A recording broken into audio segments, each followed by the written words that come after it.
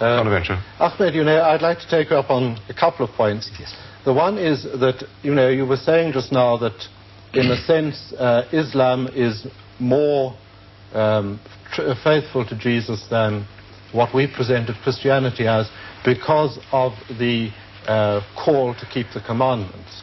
But I think you might remember that Jesus himself and other New Testament writers explaining his message did sum up all the commandments in love.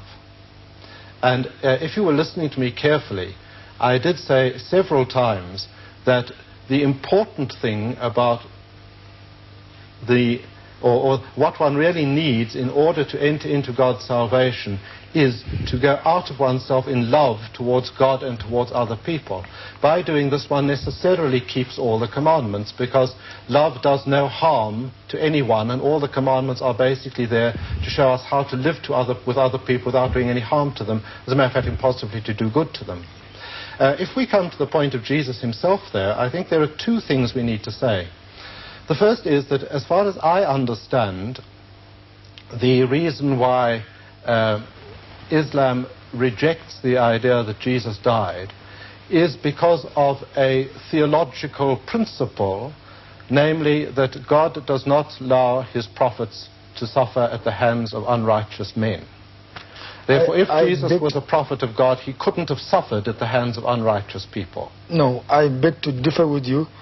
The Holy Quran is very explicit on this. It describes in detail how various prophets of God have gone through hardship and have been murdered by so many tribes and so on. Where we get the idea that he was not crucified as such is from the Holy Quran itself, which we regard as a divine book and a message of God revealed to the prophet. And this rejection is not meant as an insult, but as a correction of attitude, because God says that I know better. Bill, may I carry on there with that point? I think this brings us to two other things that are important.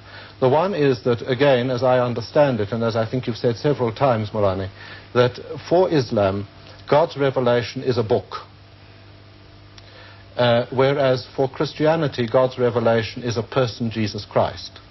And our New Testament is merely a description, inspired, true enough, of Jesus Christ, his life, his work, and his teachings. I think the other thing is this, too, if I may just finish off, that the reason why, again, you find it necessary to reject the idea that Jesus is divine, and we find it acceptable, is because of a difference of the concept of oneness.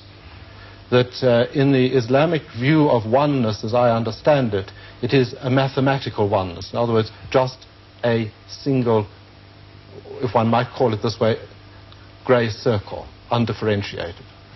Whereas the Christian concept of oneness is essentially the oneness of community.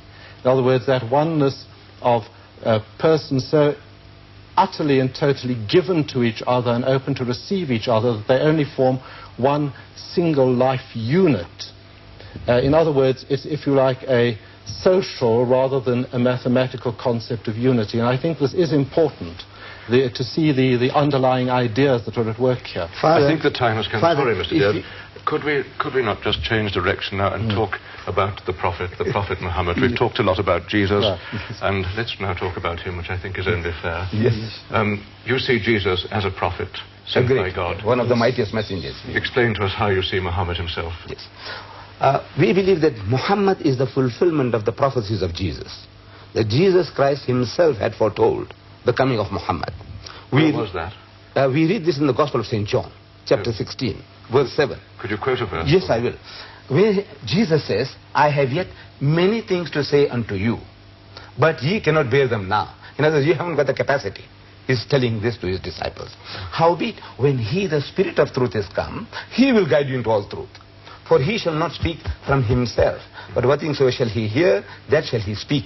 And he shall declare unto you the things that are to come. He shall glorify me. Now, we Muslims, we say that that Spirit of truth is Muhammad. And if we reread this verse with a little emphasis on the pronouns, you will see very, very clearly that Jesus is not speaking about a ghost, some intangible substance.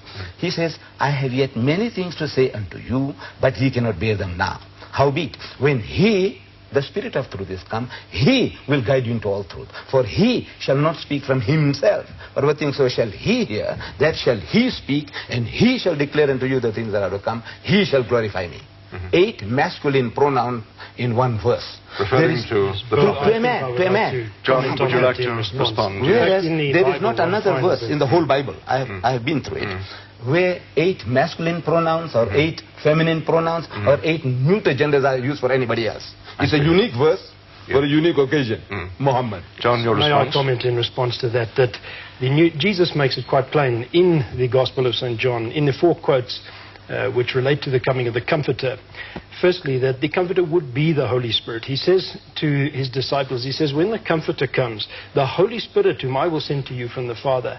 And much of what Jesus says about the Comforter, in my view, rules out any possibility that it could be the Prophet of Islam. Jesus promised his disciples that it was going to be to their immediate advantage that he should go away. Because he said, if I go away, it will be better for you. Because the implication is the Holy Spirit will come to you. Up till that point, Jesus said, the Comforter has been with you. He says, the Holy Spirit is with you. But now he will be in you. And that, in his teaching, is clearly an implication that whereas they were weak men, and they showed it at that very night when they deserted him when he was arrested.